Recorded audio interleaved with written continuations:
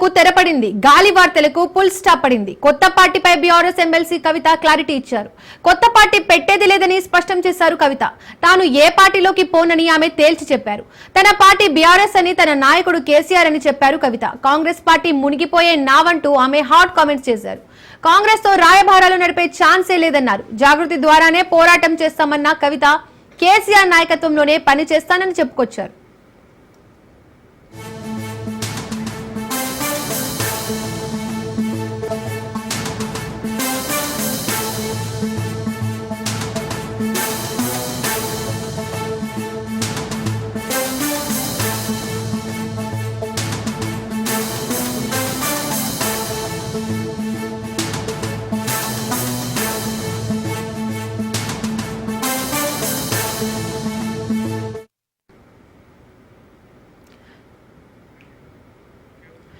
ఇక కవిత చేసిన వ్యాఖ్యలపై మరింత సమాచారాన్ని మా బ్యూరో చీఫ్ రాజిరెడ్డి అందిస్తారు. రాజిరెడ్డి, కవిత ఒక స్పష్టమైనటువంటి క్లారిటీ ఇచ్చారు. ఇన్ని రోజుల నుంచి ఏవైతే ఊహాగానాలు వచ్చాయో ఆ ఊహాగానాలకు తెరదించారు. అంటే కొత్త పార్టీ పెట్టడమా, లేకపోతే కాంగ్రెస్ లోకి వెళ్ళడమా, ఇలా రకరకాల ట్రోలింగ్ జరిగింది, ఇలా రకరకాల ఊహాగానాలు వచ్చాయి. వాటన్నిటికి కూడా సత్తి పలుకుతూ, వాటన్నిటికీ కూడా చర్మగీతం పాడుతూ ఒక స్పష్టతనైతే ఇచ్చారు. ఖచ్చితంగా బీఆర్ఎస్ లోనే ఉంటాను, బీఆర్ఎస్ పార్టీ వీడేది లేదు, నా పార్టీయే బీఆర్ఎస్ పార్టీ.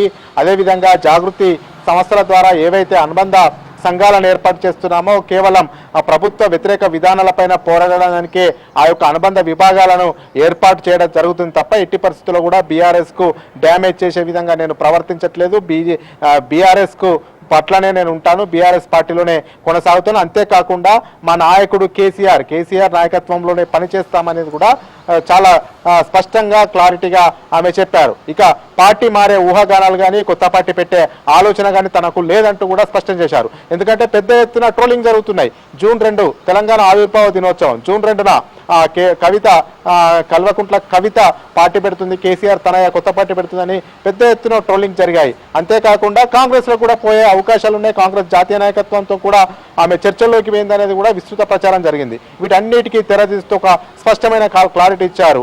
కేసీఆర్ నాయకత్వంలోనే పనిచేస్తా, బీఆర్ఎస్ పార్టీలోనే ఉంటా, కేసీఆర్ నాయకత్వమే తెలంగాణకు శ్రీరామ రక్ష అనే విధంగా ఆమె ఒక స్పష్టతనైతే ఇచ్చారు. ఇక ఆమె వ్యాఖ్యలు చూసినట్టయితే, ఆమె ఇచ్చినటువంటి స్పష్టత చూసినట్టయితే ఇక ఏ పార్టీలోకి వెళ్ళదు, ఏ పార్టీలోకి వెళ్ళే అవకాశాలు లేవని చెప్పుకోవచ్చు. అంతేకాకుండా ఇక కాంగ్రెస్ గురించి కూడా మాట్లాడుతూ కాంగ్రెస్ మునిగిపోయే నావా అని ఒక వ్యాఖ్య చేశారు. అంటే కాంగ్రెస్ మునిగిపోయే నావా, అందులోకి ఎందుకు వెళ్తాను, అసలు కాంగ్రెస్ లోకి వెళ్ళే ఆలోచన కూడా చేయట్లేదు అనేది కూడా ఒక స్పష్టత ఇవ్వడం జరిగింది. మొత్తానికి కవిత మీద ఇన్ని రోజులు జరుగుతున్నటువంటి ట్రోల్స్, కొత్త పార్టీ పెట్టడమా లేకపోతే కాంగ్రెస్ లోకి పోవడమా, జూన్ 2వ తారీఖున ముహూర్తం ఖరారైందని పెద్ద ఎత్తున ప్రచారమైంది. కానీ ఇన్ని రోజులు ఆమె మౌనంగా ఉంది. మౌనంగా ఉంటే కూడా మౌనం అర్ధంగీకారం అనేది కూడా ఏదో జరుగుతుంది, బీఆర్ఎస్ లో ఏదో లుకలుకలు ఉన్నాయనేది కూడా పెద్ద ఎత్తున చర్చ జరిగింది. ఈ యొక్క నేపథ్యంలో ఆమె ఇవాళ స్పష్టత, ఒక క్లారిటీ ఇవ్వడం వల్ల ఇక ఆమె ఏ పార్టీలోకి పోవట్లేదు, కేసీఆర్ నాయకత్వంలో బీఆర్ఎస్ లోనే పనిచేస్తా అనేది కూడా స్పష్టంగా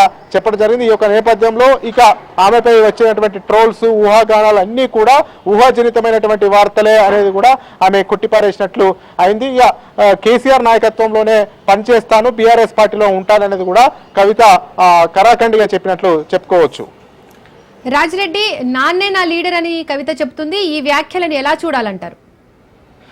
అంటే తెలంగాణ ఉద్యమం కోసము కేసీఆర్ అల్పెరగని పోరాటం చేశారు. తెలంగాణ ఉద్యమం కోసము, తెలంగాణ కోసమే ఆనాడు టీడీపీని విభేదించి 2001లో అసలు టీడీపీని పార్టీల నుంచి బయటకు వచ్చి ఉమ్మడి రాష్ట్రంలో టీఆర్ఎస్ పార్టీ అని ఆవిర్భవించి తర్వాత ఆయన టీడీపీతోనే వచ్చినటువంటి పదవి, ఎమ్మెల్యే పదవిని కూడా తునప్రాయంగా రాజీనామా చేసి ఉప ఎన్నికలకు పోయి, ఉప ఎన్నికల్లో కూడా మళ్ళీ సిద్దిపేట నుంచి ఘన విజయం సాధించి తెలంగాణ ఉద్యమాన్ని ఉవ్వెత్తున వేసినటువంటి లీడర్. అయితే తెలంగాణ ఉద్యమంలో కీలక పాత్ర పోషించారు. సబ్బండ వర్గాలను, సబ్బర్ణ జాతులను అందరినీ కూడా ఏకతాటి మీదకి తీసుకొచ్చేసారు. అంతేకాకుండా ఉద్యోగ, కార్మిక, కర్షక, విద్యార్థి ఇలా ఎన్ని వర్గాలు ఉంటాయో ఆ అన్ని వర్గాలను కూడా ఏకతాటిపైకి తీసుకొచ్చి తెలంగాణ ఉద్యమంలో కీలక పాత్ర పోషించినటువంటి నాయకుడిగా కేసీఆర్ చెప్పుకోవచ్చు. ఎందుకంటే తెలంగాణ ఉద్యమము ఆ రకమైనటువంటి విస్తృత స్థాయికి తీసుకెళ్లడంలో కేసీఆర్ పాత్ర కాదనలేము.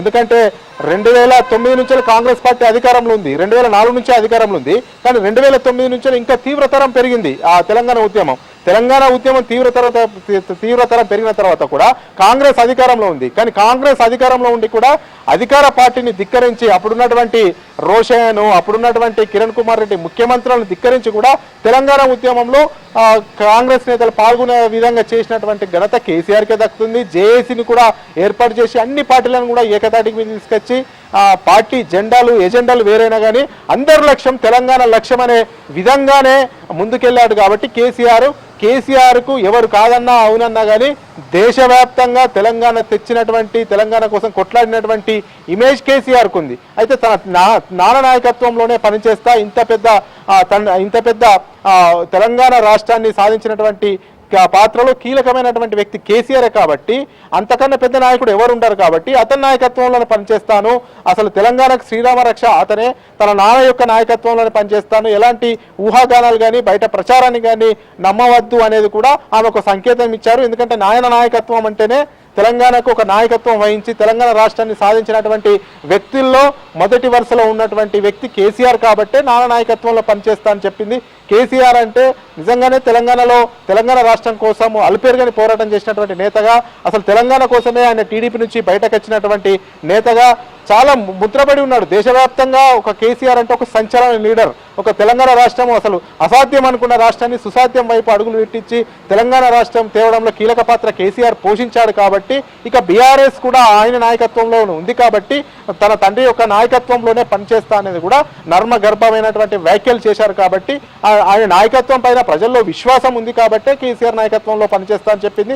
అంతేకాకుండా మొన్న ప్లీనరీ ఏదైతే బీఆర్ఎస్ ప్లీనరీ సక్సెస్ అవ్వడం వెనుక కూడా కేసీఆర్ కృషి, కేసీఆర్ వల్లనే సక్సెస్ అయిందని కూడా ఆమె నర్మ గర్భంగా చెప్పింది. కాబట్టి తన తండ్రి నాయకత్వం పైన, తన తండ్రి యొక్క లీడర్షిప్ పైన ఆమెకు నమ్మకం ఉంది కాబట్టి తన తండ్రి యొక్క నాయకత్వంలోనే పనిచేస్తా అని కూడా కవిత చెప్పినట్లు అర్థం చేసుకోవచ్చు.